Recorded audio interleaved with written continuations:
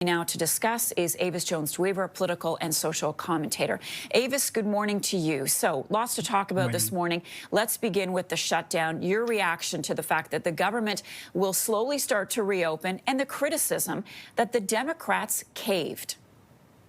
Yes, so the Democratic, I would say even beyond the base, probably 4 out of 5 Democrats want Democrats to fight. And even though the shutdown, as you alluded to, was very painful for many Americans, not the least of which are the people who weren't receiving their paychecks, also including people who were inconvenienced by flights being canceled and those who needed food, who actually had a president that was willing to go to the Supreme Court to stop the distribution of aid for food.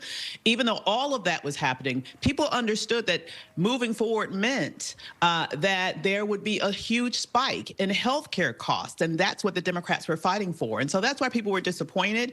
But at the end of the day, I think people understood that this could not go on forever, and the level of depravity on the other side, being willing to see people essentially starve in order to get their way, created a situation where the Democrats said, okay, we'll move forward for now, but it's still on the table that this is something that might come back up come the beginning of 2026. Yeah, it's only being funded, the bill, until the end of January.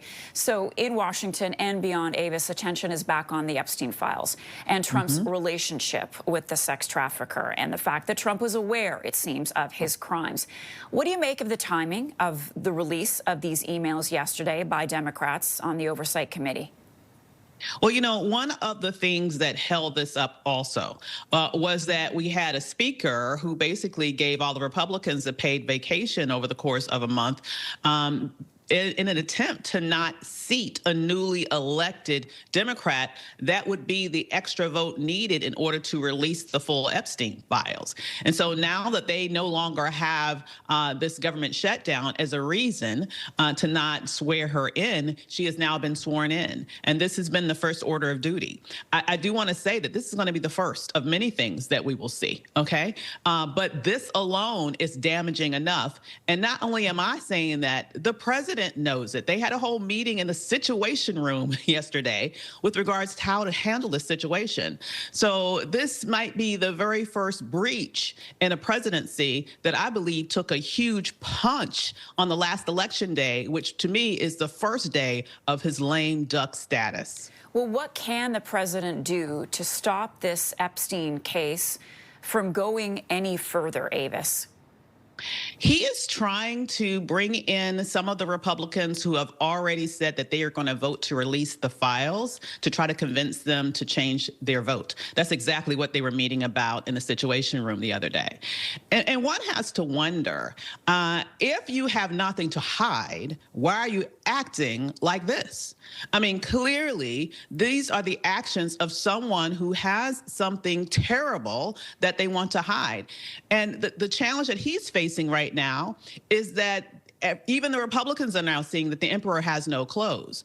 The way in which the Republicans got completely wiped out in the last election has a huge impact on his ability to have sway when trying to convince the Republicans to do what he wants them to do. They now see him as a political liability, I would argue, in addition to the fact that the way he's been running things almost unilaterally like a king, a lot of their donors are probably thinking, why would I give money to you when I can just give money to his ballroom and get exactly what I want? So they're taking water both politically and financially by holding on to him.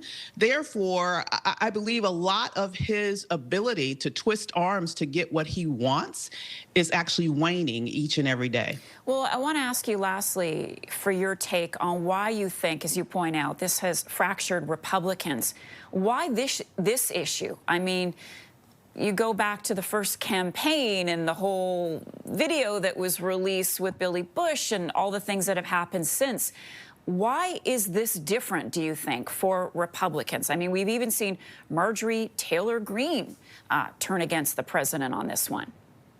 Absolutely. I think a couple of things.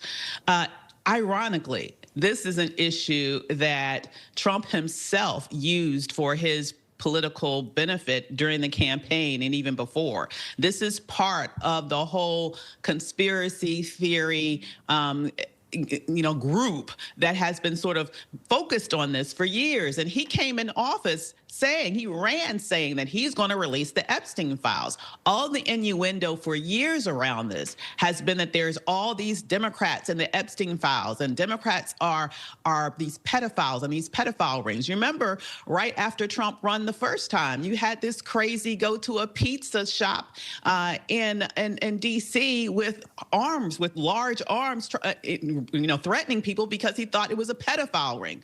This is all together. And now that he's here and his people are seeing that, wait a minute ago you said that this was a pedophile ring. Now all of a sudden you don't want to release the information. Something is inconsistent here. So he has built this monster that now is actually implicating him. And at the end of the day, everyone else is saying, hey, these are pedophiles. This is a pedophile ring. There are real life victims here who were violated. Are you telling me that you don't want justice for these victims? This is the situation that now arises. And any Republican that votes not to release the Epstein files is in fact voting to protect a pedophile and a predator. Who wants to do that? Many of them will, but I will tell you, enough of them won't. Avis, thank you very much for being with us this morning. Avis Jones-DeWeever.